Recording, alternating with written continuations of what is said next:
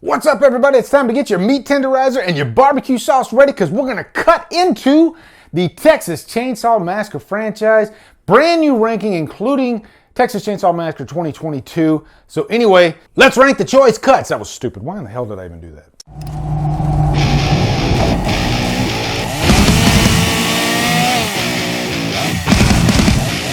What's up, guys? Exciting day. I get to do a brand new ranking for the Texas Chainsaw Massacre franchise. And two reasons. One reason, there's a brand new movie, obviously. But second is because this is a franchise that, my God, like I think in the middle, I guess like the Halloween franchise, the movies shift depending on my mood, like constantly. You know, like just recently, like yesterday, I was really in the mood to watch Next Generation and Texas Chainsaw 3. So I guess in a way, I kind of get some enjoyment out of all the movies, and I guess that depends on my mood. But some are worse than others, for sure. Going into this, know that I still don't know the exact ranking for a few of these once we get to like 5-1. It's that close, okay? And I might make some adjustments along the way in real time. I don't know. But I do know what my last ones are. So I think there's 9 of these movies. So let's go ahead and kick it off. Number 9. Pretty sure this one is The Next Generation. Matthew McConaughey is infectious. If you didn't have him in this movie, then it would just be a complete throwaway dumpster fire. I watched this movie for Matthew McConaughey. His performance is just so electric, and it's definitely memorable, you know? And I remember the story about him getting the part, you know, beginning of his career as an actor. He's leaving town, and then Kim Hinkle says, hey, I still got this part. And so he tried out, and he scared the shit out of his secretary. And so, you know, birth of a legend. It's so interesting, too, that you have 2 big stars in this movie like McConaughey and Renee Zellweger. That does happen quite a bit. A lot of big stars get their start in horror, and it seems like many of them, if not most, they turn their nose up to it, which it's a job. You know, to me, a job is a job. Unless the actual experience of making that movie was just so bad and horrible, I understand it. But just to turn your nose up to something that you did in the past, I don't get it, especially if it's horror.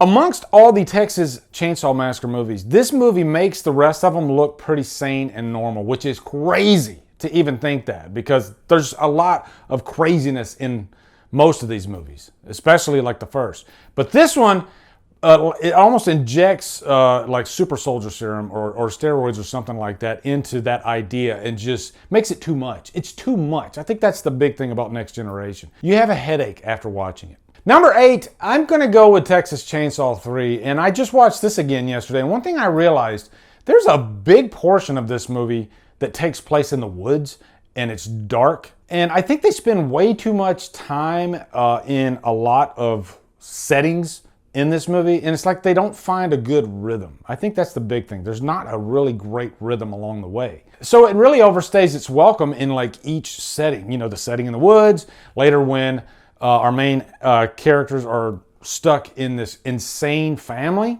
which that's par for the course. But the Leatherface, I don't like the look of him in this movie either. So there's just a lot of annoyances. And in their defense, picking up right after Texas Part 2, which was a completely different tone from the first movie, where do you go? The bad thing about Texas Part 2 is that it kind of ruined any kind of tonal continuity with the movies. And so I guess 3 had to try to pick up the pieces if we wanted to continue the story, because at this point they were still trying to continue the story going forward.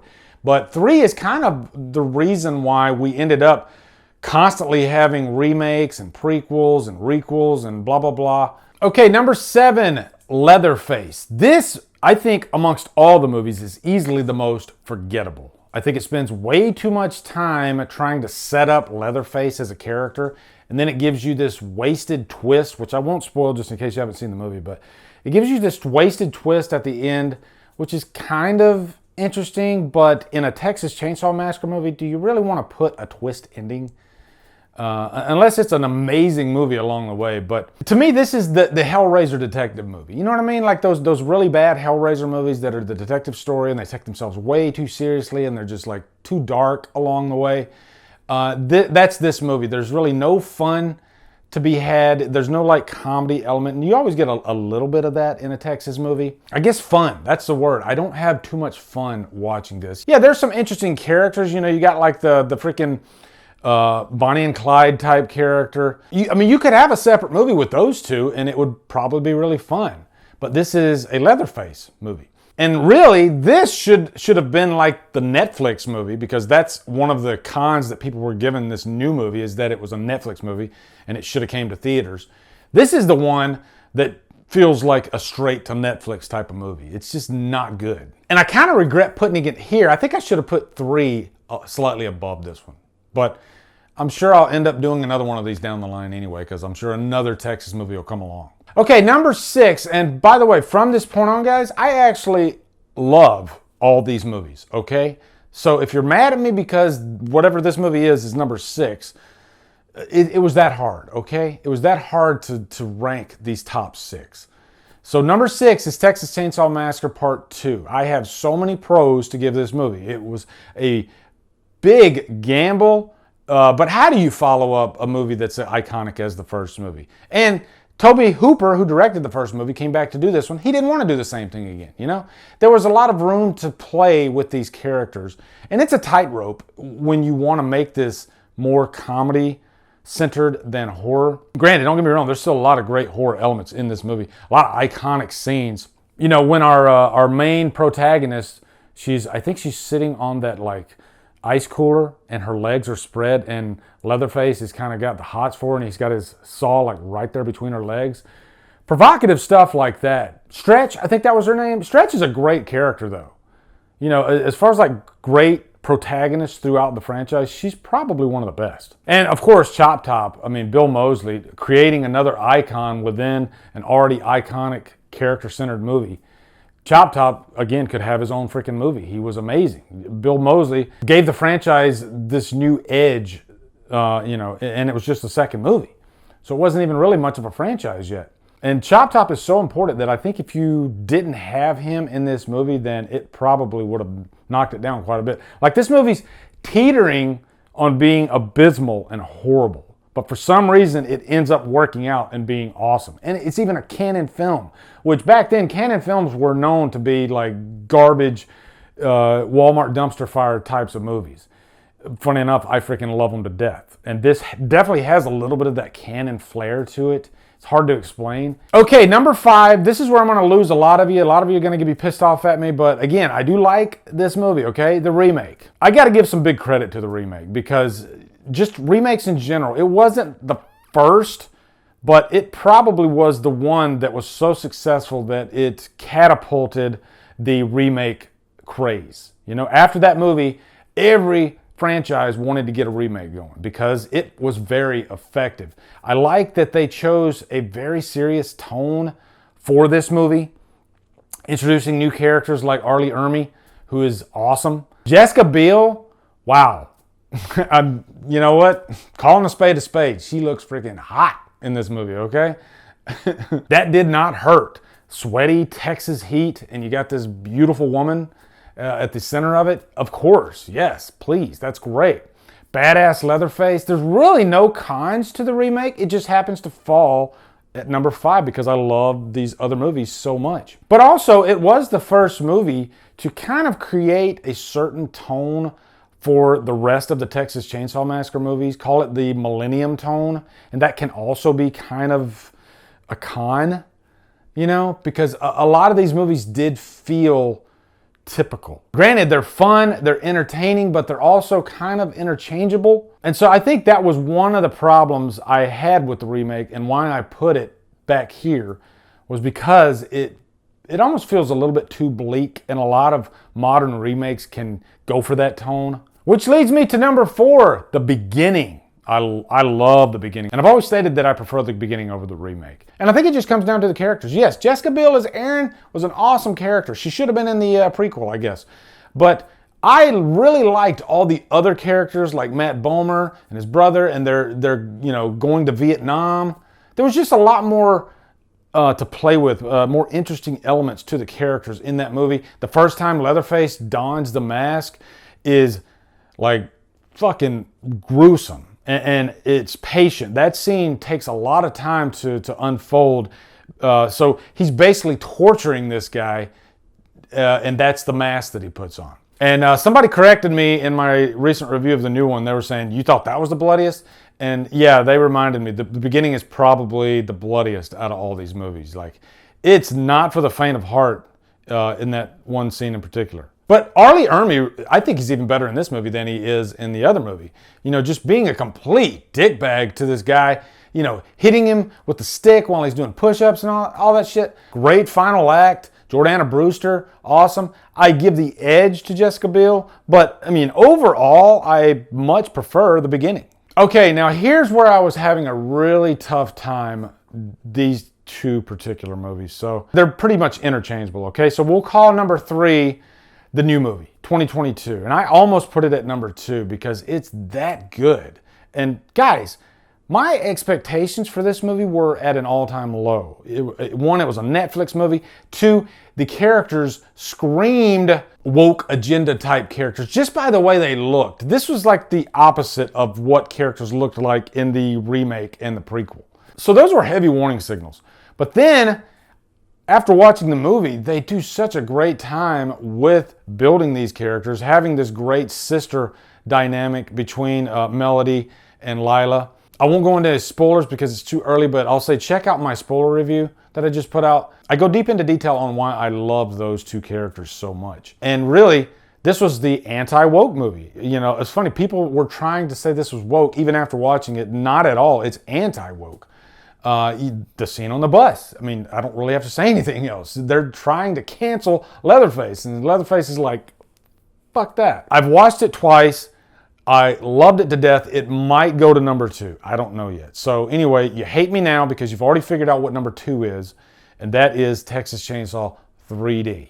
I'll pause for just a few seconds so you can scream at me. I have a drink of my Monster. Why do you not like this movie? Like, if you're a Texas Chainsaw fan, hell, even if you're a fan of the remake, the new movie kind of combines elements of like everything.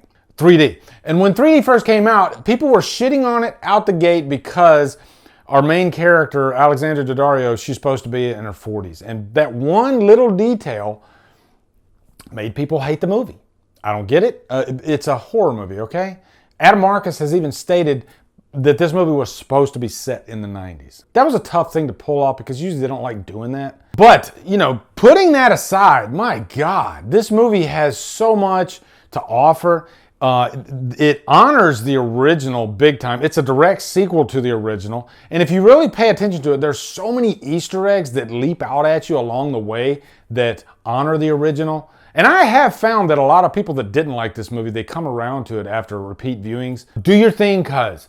People constantly call that line like one of the stupidest, cringeworthy scenes. I don't, like, guys, look at me, okay? I'm the captain now.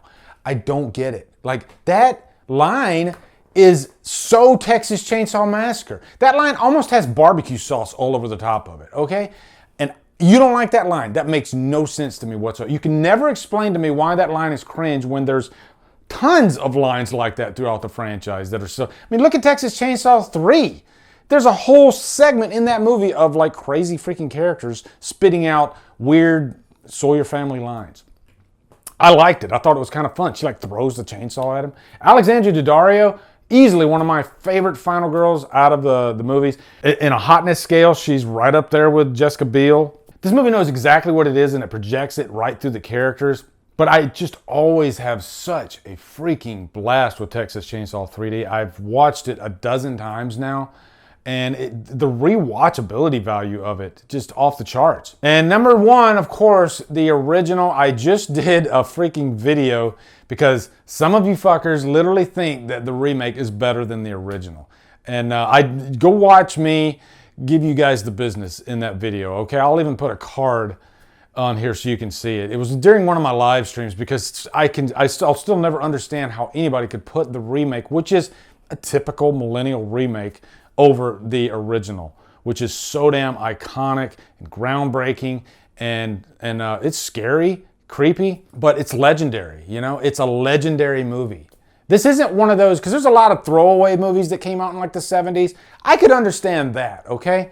But we're talking freaking cornerstone of horror, okay? This is a pillar of horror. I don't have to tell you why the original is so damn great. It's a dangerous movie, okay? I guess that's what it is. It feels real. None of the other movies have this element, by the way. This is the only movie that almost feels like a documentary, like you're a fly on the wall watching this group of teens get into this horrible, horrible situation and being horrified, psychologically tortured. That's one thing that people don't talk about, is the psychological aspect of the original. And there's violence for sure, but more times than not, it's more of a psychological thing, you know, a character being freaked out. The meat hook scene is still probably one of the most iconic deaths in horror history. Just picking up this female, putting her on this meat hook, her performance is insane. Yeah, the original will always be my number one. It will always be in my top 10 horror films of all time. So that's it. Brand new ranking done for the Texas Chainsaw Massacre franchise. Let me know your rankings down in the comments. I guarantee you I'll find very few identical, okay? Because that's just the nature of this franchise. Also, be sure to come over to Killer Flicks, where we talk horror all day and every day. And on Fridays, we do Free for Fridays. Follow me at Drumdums on my socials. Support me on Patreon. Buy me a coffee. Anyway, guys, thank you so much for watching. Have a great day. Drumdum out. We did it, Levi. We did it, buddy.